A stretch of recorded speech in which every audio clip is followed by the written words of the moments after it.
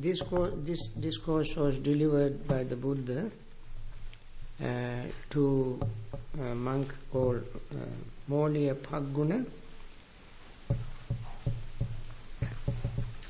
Molliya-Phagguna was very friendly with bhikkhunis, and he went and spent a lot of time with them. It's called Ativelam. That means he stayed over time. Oh.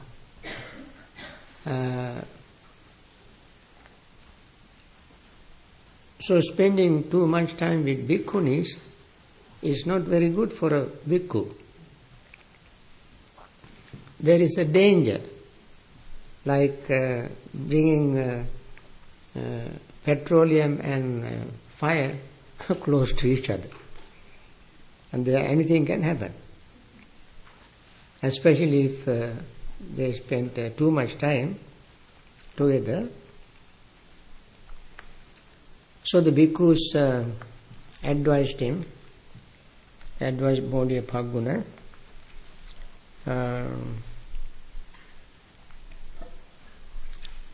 Venerable Phagguna, it is not very good for you to stay that long in bhikkhunis monastery.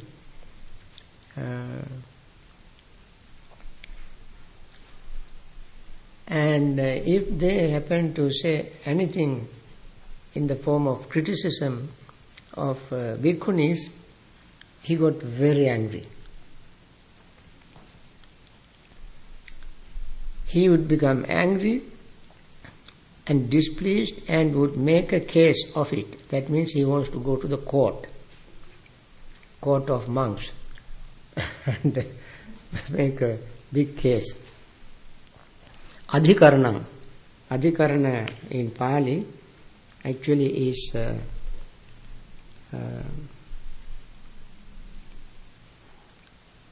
hearing cases. Adhikarana means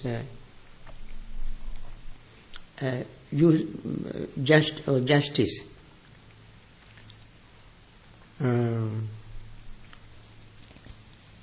And also if anybody said anything in the form of criticism of Molliya-Phagguna in front of bhikkhunis, bhikkhunis got angry.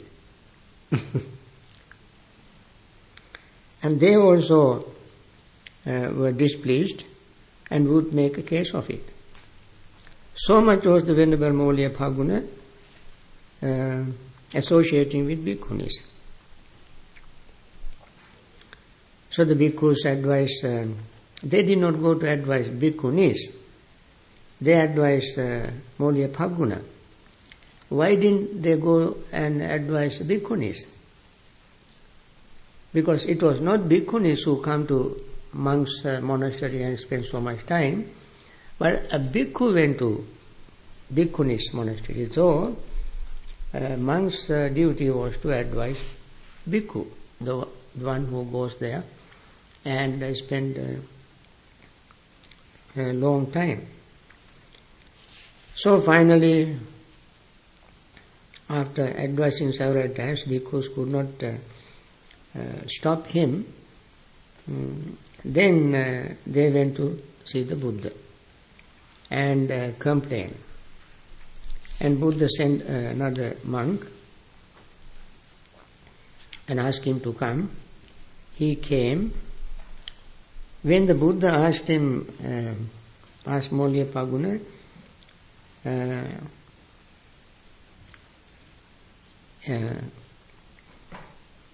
is it true that you are associating over much with bhikkhunis, that you are associated so much with bhikkhunis that if any bhikkhu speaks dispraise of those bhikkhunis in your presence, you become angry and displeased and make a case of it.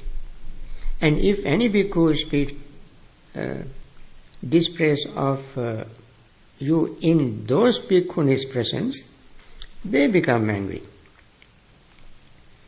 and displeased and make case of it.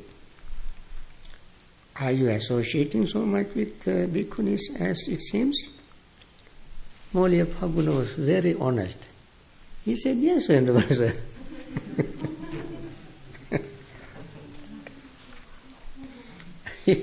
He did not want to hide or tell lies and want to justify, say, no, Venerable Sir, I was teaching them Dhamma. What is wrong with that? Is it not good for me to go and teach them Dhamma? They ask me Dhamma questions. Every time I go there, they have Dhamma questions. I've been teaching them Dhamma.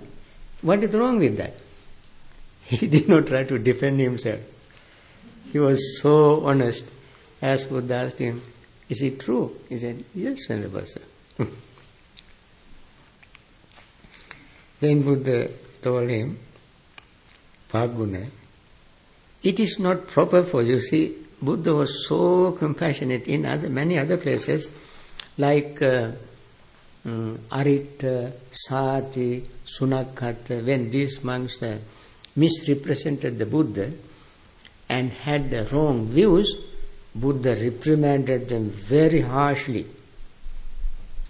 because they were misrepresenting the Dhamma, misrepresenting the Buddha. And therefore Buddha was very stern and very harshly reprimanded.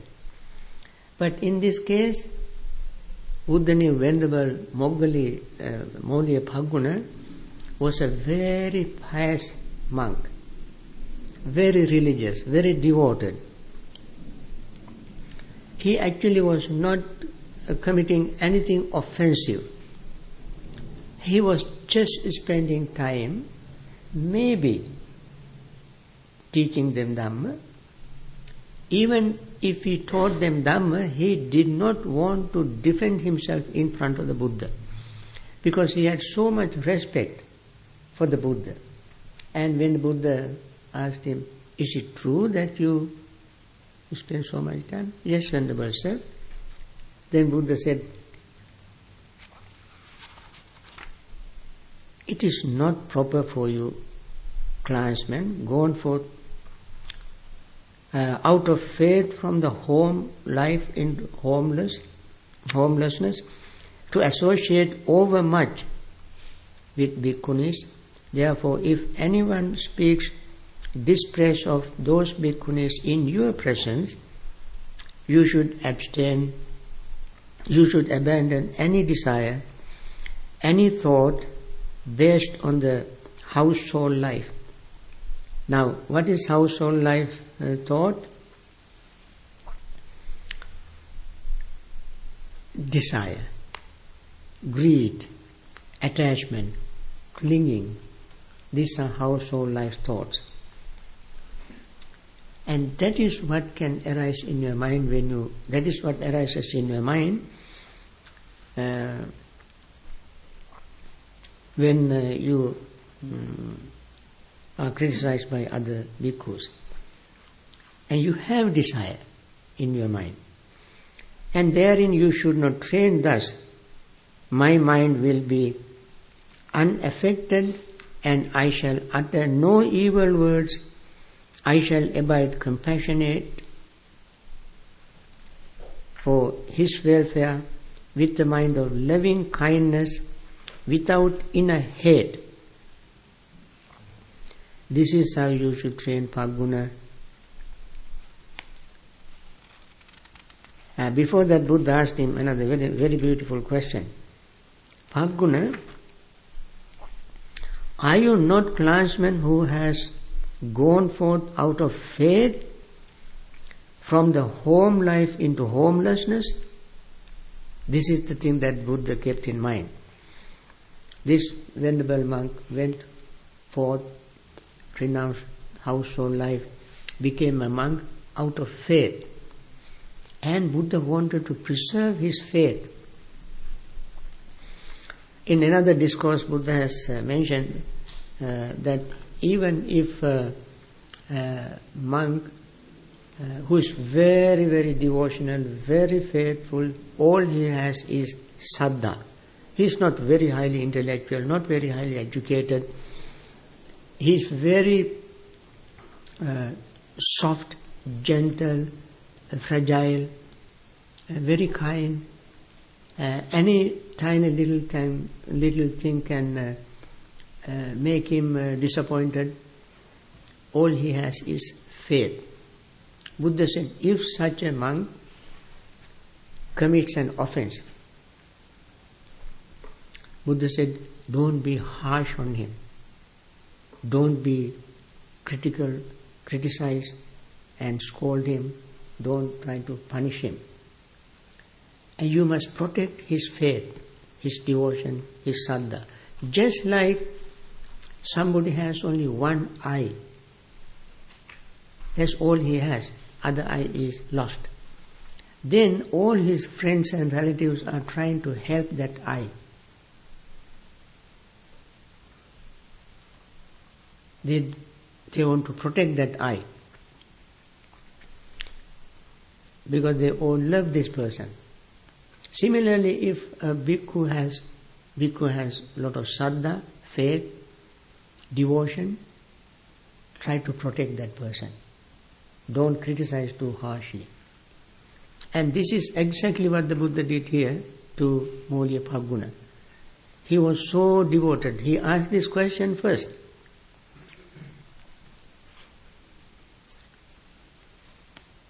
Are you not a clansman who has gone forth out of faith from the home life into homelessness? Then he said, yes, Venerable Sir. And then Buddha gave very soft, gentle, kind advice to him. And said, Phagguna, don't get angry. Don't get angry. Even if they criticize you, criticize bhikkhunis in your presence, don't get angry. And Buddha went on telling him, if anyone gives those bhikkhunis a blow with his hand, with a clod, with a stick, or with a knife in your presence, you should abandon any desire, any thought based on the household life. So somebody these days might say, is it what monks should do when somebody beats a bhikkhuni in their presence? Should the monk simply keep quiet, remain, silent, give him physical blow with hands, with clod, with stick, with knife to a bhikkhuni? She is defenseless, female. You as a monk, bhikkhu, should you come forward to defend this innocent bhikkhuni, and so forth. And so one might say, see how unkind the Buddha is. Buddha asked this monk not to do anything, even if somebody gives a blow to a bhikkhuni, hit with clod, stab. This is how people question. But Buddha tells the bhikkhu, now if Buddha were to give the same advice to bhikkhunis, Buddha would have given the same advice to bhikkhunis. Because those bhikkhunis also got angry, upset when somebody criticized Molya Phagguna. And Buddha would have given the same advice to bhikkhunis. But in this case, it was not the bhikkhunis who went to bhikkhu's monastery. And therefore, Buddha did not want to say anything. Buddha did not go to them and said, you allow this monk to come and spend time with you? You are not supposed to do that? And so forth. And Buddha did not go to advise them.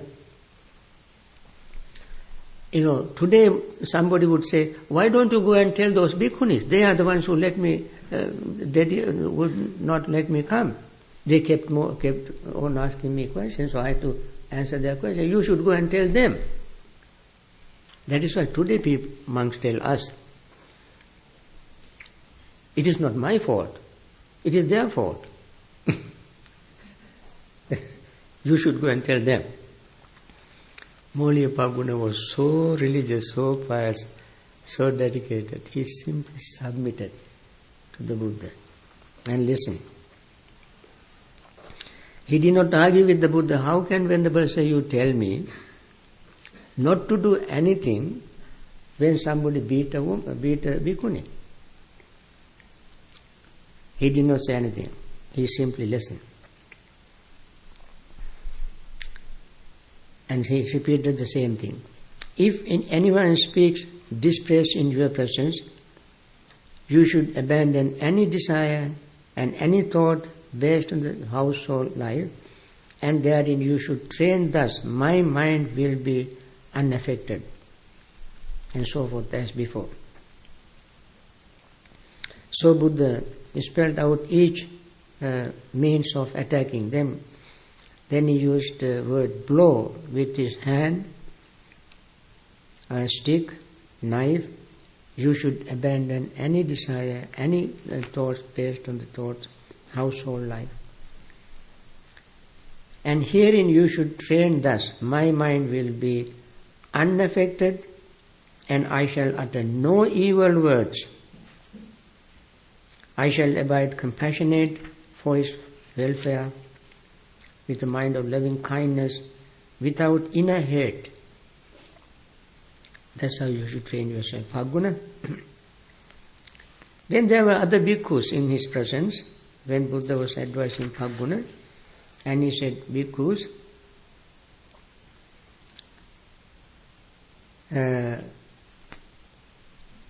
there was an occasion when the bhikkhus satisfied my mind. Here I address the bhikkhus thus. Bhikkhus, I eat at a single season.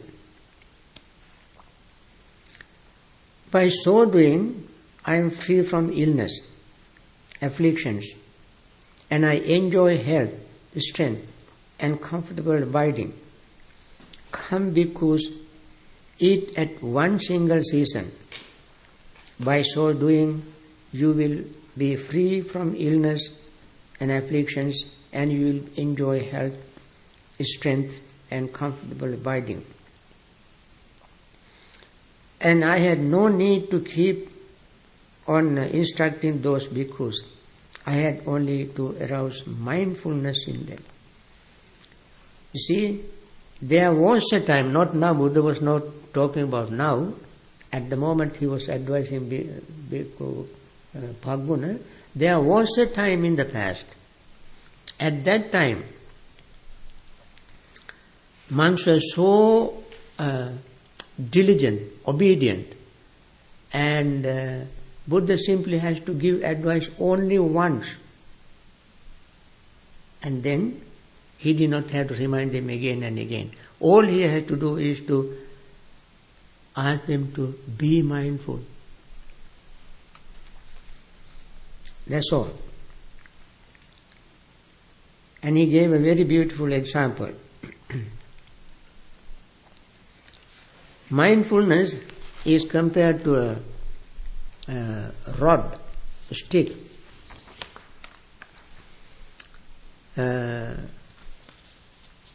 That is used to tap a horse. There is a saying in the Thero, sache dhamati te chittang kāmesu ca bhavesu ca khippang niggaya satya khiddādāvya duppasum. That's a very beautiful statement.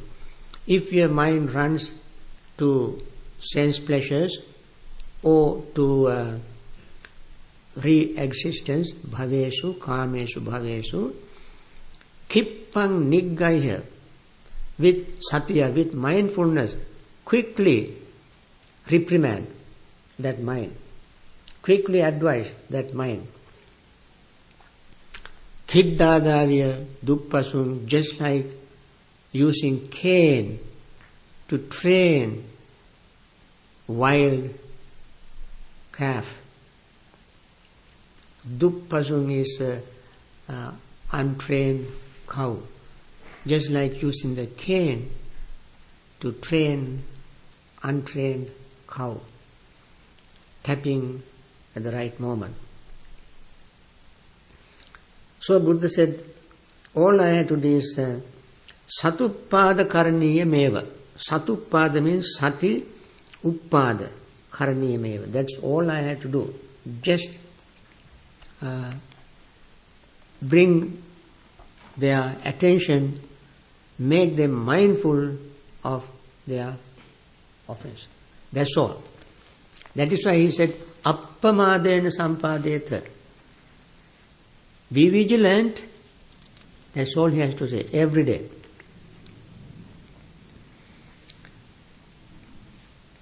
So Buddha said then,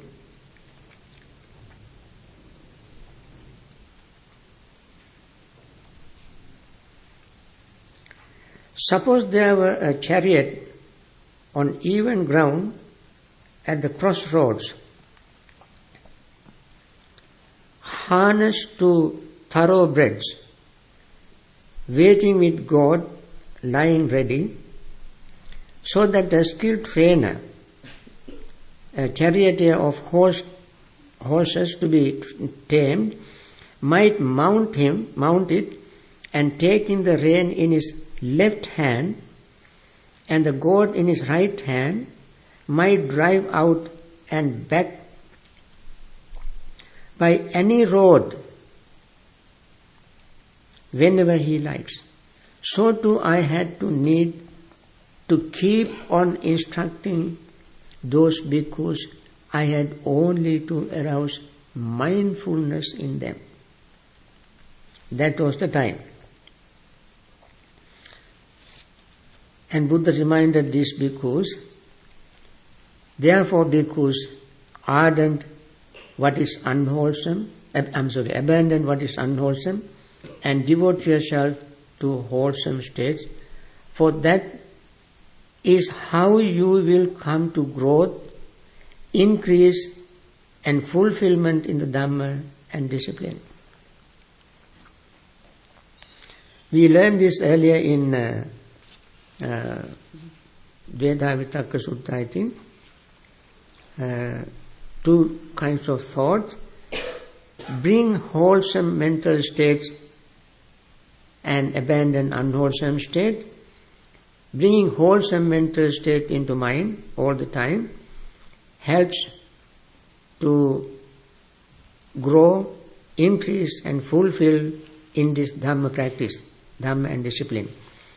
Suppose there were a big sala tree grove near a village or town, and it was choked with castor oil weeds, that is the parasite.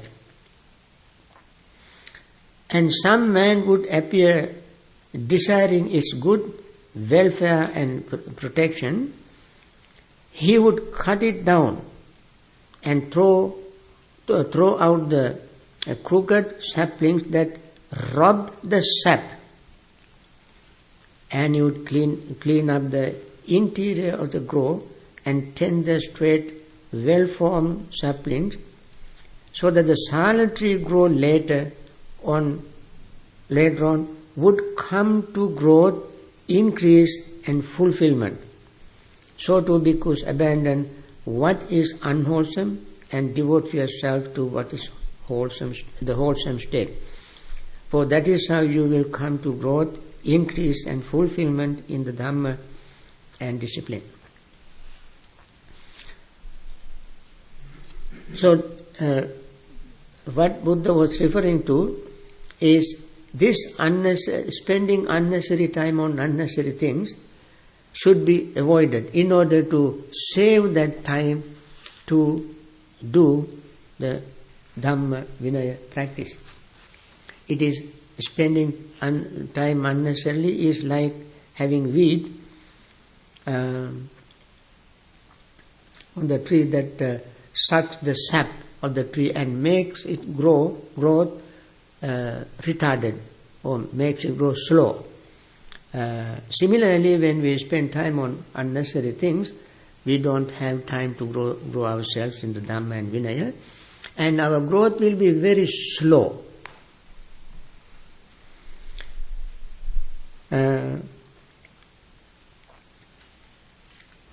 Buddha gave this story of Vedehika and Kali. As you know, as you read the story, perhaps it's very easy to remember. Vedehika was known to be very soft, gentle, kind mistress, house lady in the house. And Kali was her housemaid. And people were talking very highly of Vedehika. But Kali thought, is it truly that Vedehika is so good that people talk of her so highly? Or is it because I do my duties properly, promptly, without failure? Let me test. So one day she slept little longer and got up little late. Then Vedehika got up and could not see Kali. She asked Kali, she called herself, Kali, wake up. When she woke up, why did you sleep so long? See the time? Now it is late, sun is up. What's the matter? Nothing, she said. All right. She got angry.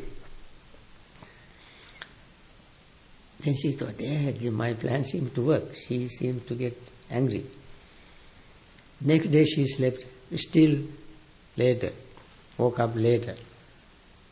And then Vedehika asked her the same question, Kali, what is the matter? Why did you wake up so late? Nothing. So Vedehika got even more angry and raised her eyebrows and wrinkles on her forehead and frowned at her, showed her temper. Then, third day, she slept still later. And Vedehika asked her,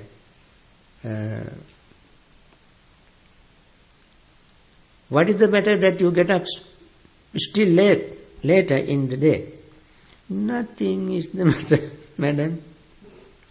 That's how these house maids talk to their mistress. Nothing is the matter, madam.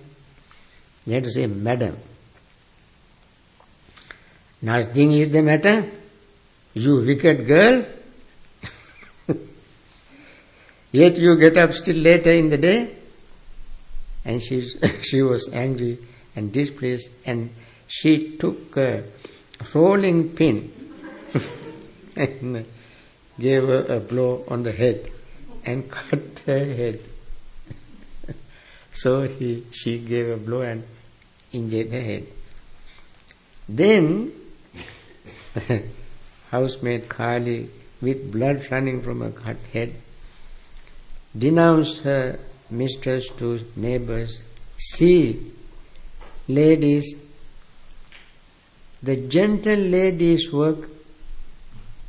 See, ladies, the meek lady's work. That is how he was known, very famous for meekness, gentleness. See, ladies, the peaceful lady's work. She was so peaceful. How can she become angry and displeased with the only maid for getting up late? How can she take a rolling pin, give her a blow on the head and cut her head?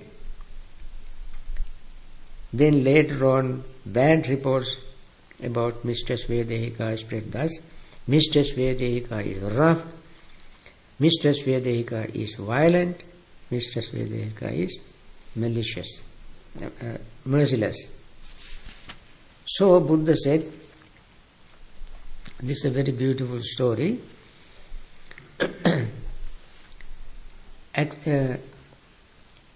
So to bhikkhu, some bhikkhu is extremely gentle. Some bhikkhus are extremely gentle. Pali word is sorata sorato. Sorata sorato. Extremely gentle. Extremely meek. Nivata nivato. Extremely peaceful. Upasantu upasanto. Pali words have very beautiful meaning. Sorata sorato, nivata nivato, upasantu upasanto. Extremely peaceful. So long as the disagreeable cause of speech do not touch him, the speech that person hears is very gentle, pleased, kind, soft. So long as he hears these pleasant words, he is extremely gentle, extremely meek, extremely peaceful. When everything goes on very well, the person is gentle, meek and peaceful. But it is when disagreeable cause of speech touch him that it can be understood whether the bhikkhu is really kind, gentle and peaceful. Now this Molliya Phagguna was not very violent monk. So long as things were going on well. The moment somebody criticized his friends, bhikkhunis, he got upset. So Buddha said, I do not call a bhikkhu easy to admonish, who is easy to admonish and makes himself easy to admonish only for the sake of getting robes, alms food, resting place and medicine requisite. As long as the cloth, food, the shelter and medicine gets very easily, comfortably, quickly, the monks advising to that particular bhikkhu is very easy. That person may be expecting getting all these things easily from outside or from the advisor himself. Suppose the advisor gives him a robe or nice kuti to live and food. If the advisor has received some delicious food, he would give a part of it to this bhikkhu, and if he has additional medicine, he would give to this bhikkhu, and then if the advising monk advises him, the one who receives these things will very obediently, gently, meekly, softly, kindly accept the advice. Why? His motive is to get more robes, more food, more good, comfortable shelter, and medicine for any tiny little thing. So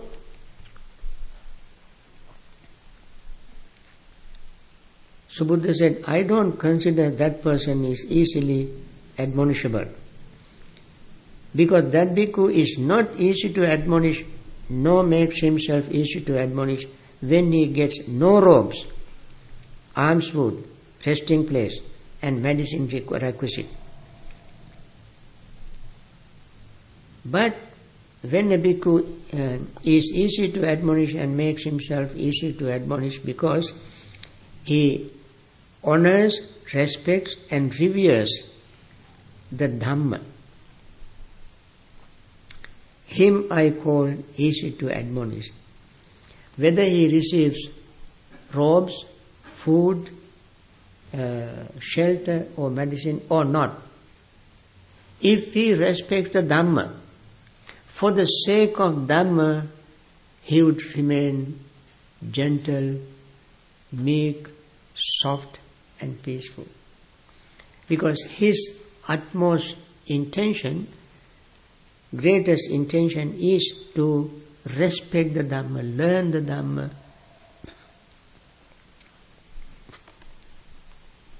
Therefore, because you should train thus, we shall be easily admonished, we shall be easy to admonish and make ourselves easy to admonish because we honor, respect and revere the Dhamma.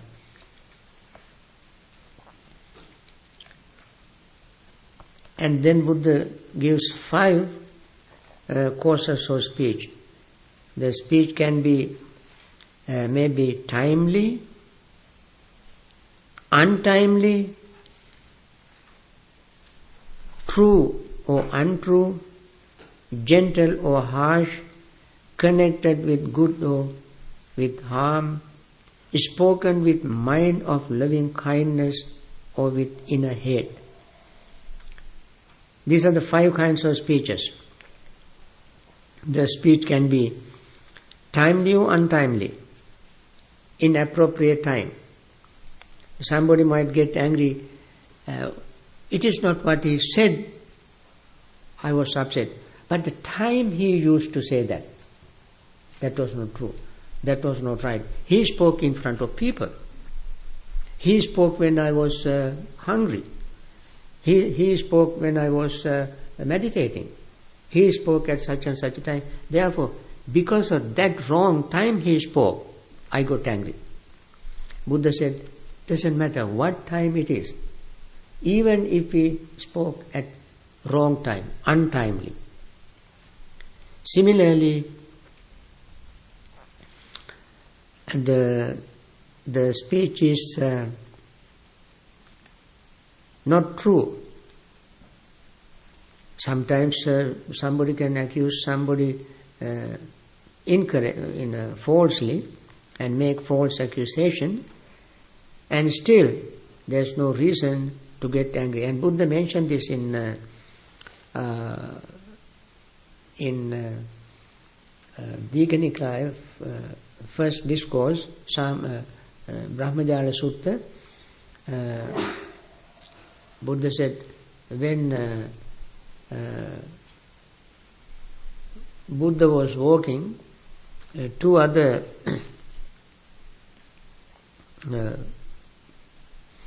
teacher and a student of another religious tradition were walking behind, and the teacher was criticizing the Buddha, the students was defending the Buddha.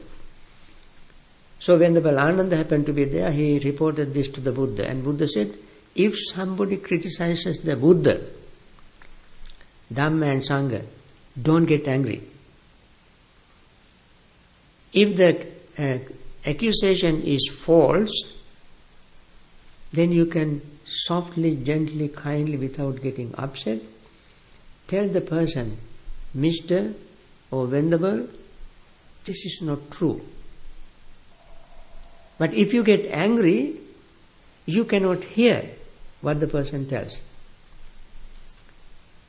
If the person speaks correctly, rightly, then you should say, yes, that is true. That is what the Buddha is. And so forth. But he said, don't get angry even if the speech is untrue. Gentle or harsh, Buddha encountered this, especially harsh speeches, many times. Chincha, Magandhya, and even Devadatta spoke very harshly, Buddha never got upset, and that is what he advised us to do. Connected with the good or with harm.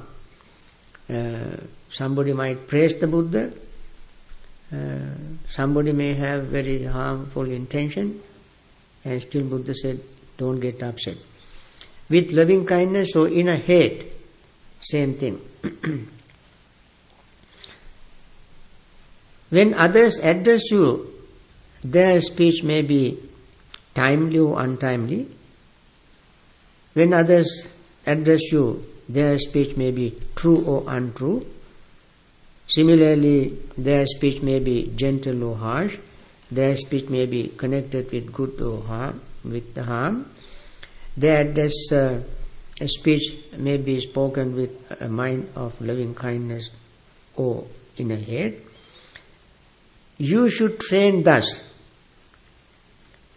Our mind will remain unaffected, and we still utter no evil words. We shall abide compassionate for their welfare, with a mind of loving kindness, without inner hate, and we shall abide pervading that person with a mind imbued with loving kindness and starting with him. We shall abide pervading the all-encompassing world with mind imbued with the loving kindness, abundant, exalted, immeasurable, without hostility and without ill will. Meaning, in all directions, even if somebody speaks harshly, unkindly and so forth, we must maintain our loving friendliness in all situations. That means if somebody is angry and very full of hate, inner hate, it is not a justification for us to get angry and hate that person back. Then Buddha gave few similes to show us how to practice patience. These are very interesting similes. Suppose a man came with a hoe and basket and said, I shall make this great earth to be without earth. That's what he said. Then what he does, he would dig here and there, throw soil here and there, spit here and there, urinate here and there, saying, be without earth. Be without earth. What do you think, bhikkhus? Could that man make this earth, great earth, to be without earth? No, Venerable Sir. Why is that? Because this great earth is deep and immense. It is not easy to make it to be without earth. Eventually the man would reap only weariness and disappointment. Very, very good simile. So, this is what you call sutta, also for meditation. When we meditate, this is the kind of mental state we have to maintain. No matter what happens, we must remain firm, steady, not budging for anything. This is a meditation.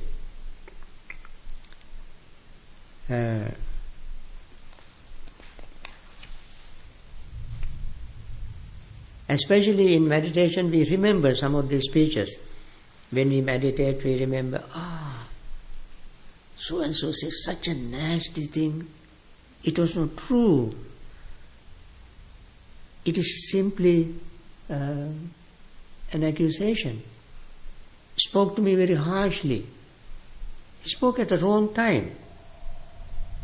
And so forth and so on, we remember. Even at that time, that is the very important time to remember how to stay without getting disturbed, upset. Another simile Buddha gave: somebody comes with all kind of paints, crimson, turmeric, indigo, carmine, and said, I shall draw pictures and make pictures appear in the empty space.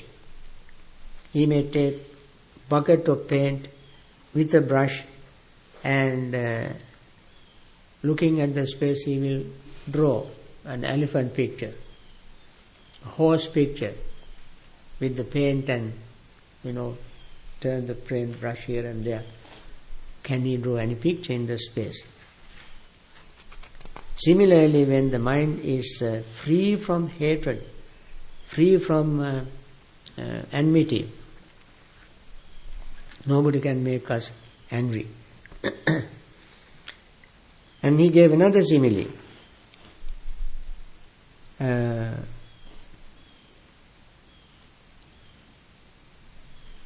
man came with blazing grass torch and said, I shall heat up and burn away the river Ganges with this blazing grass torch.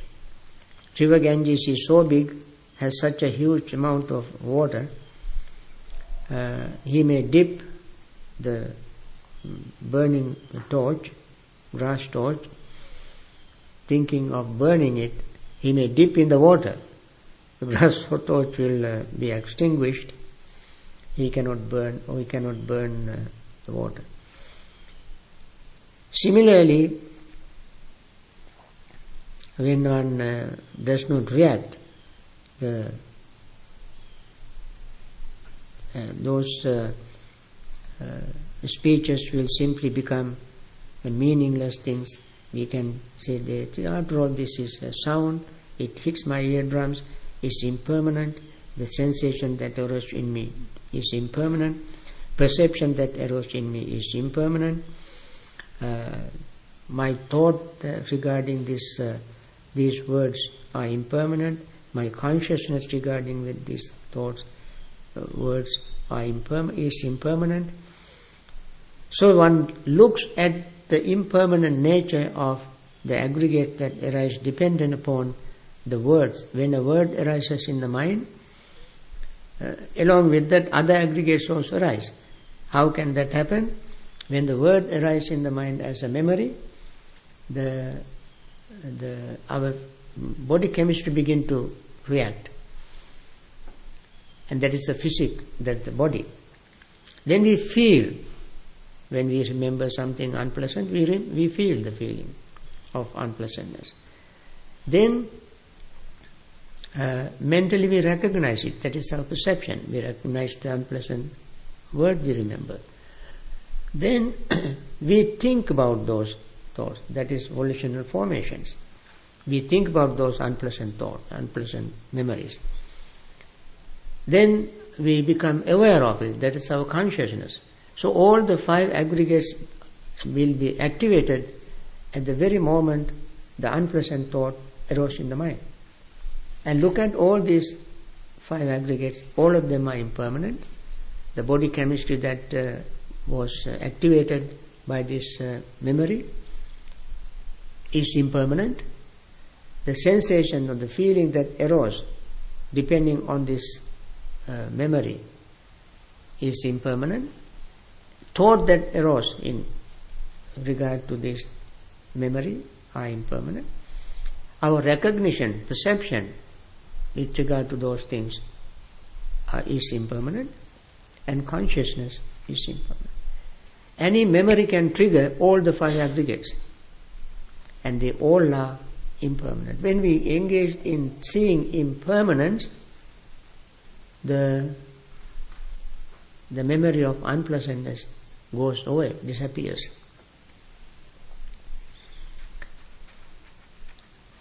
So then it is very easy for us to cultivate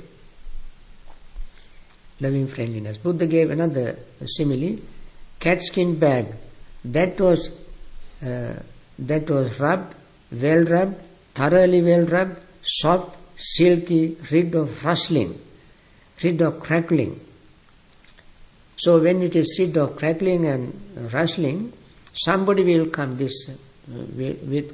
come with a stick and try to make it rustle and crackle.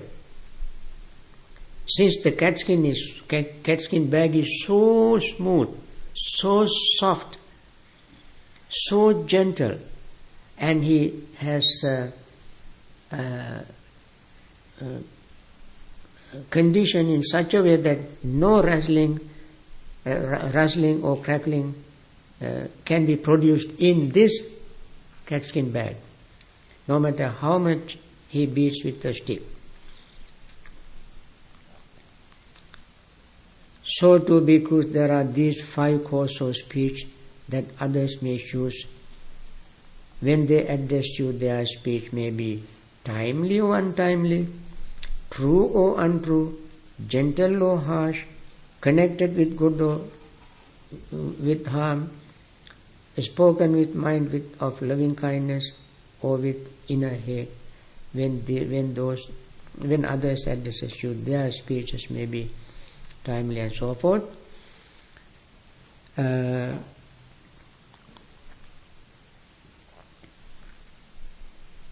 You should train yourself. Our minds will remain unaffected, and we shall utter no evil words. We shall abide compassionate for their welfare, with mind of loving kindness, without inner hate.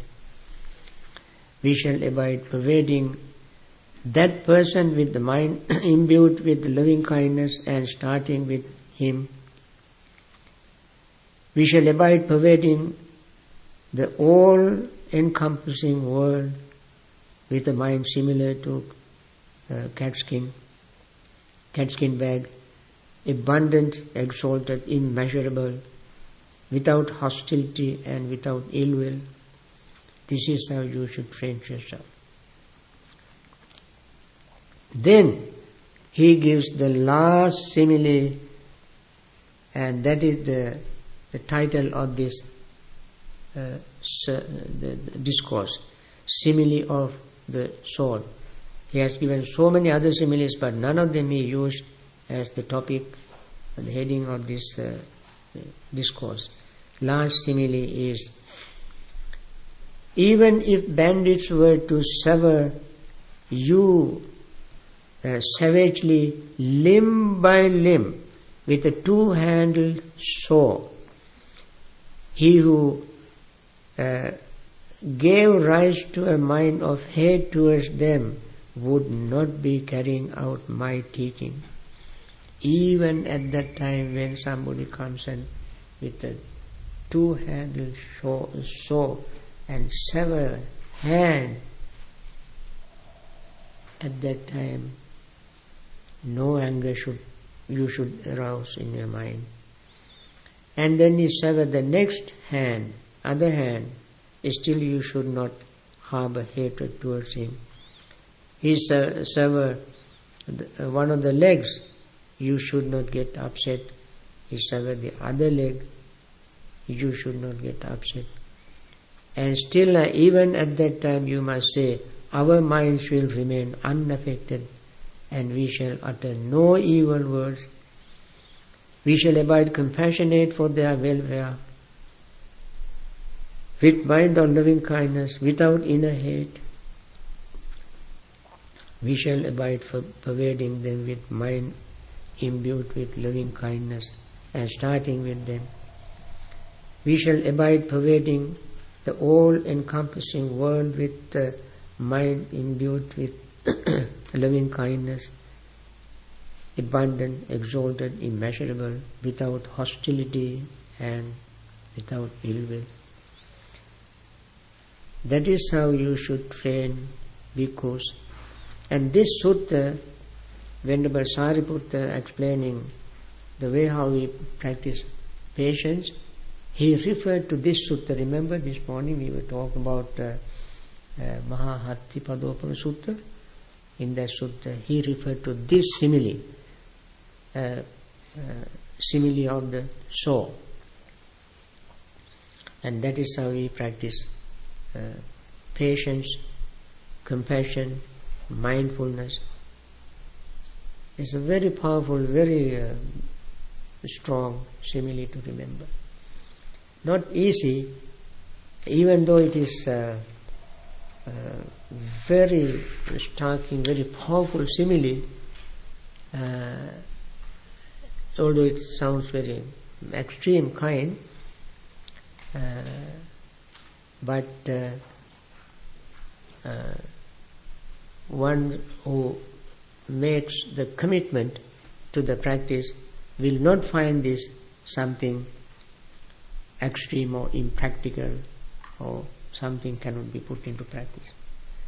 So friends, this is all we can do this afternoon, and you take your time to do your homework, do your studies, and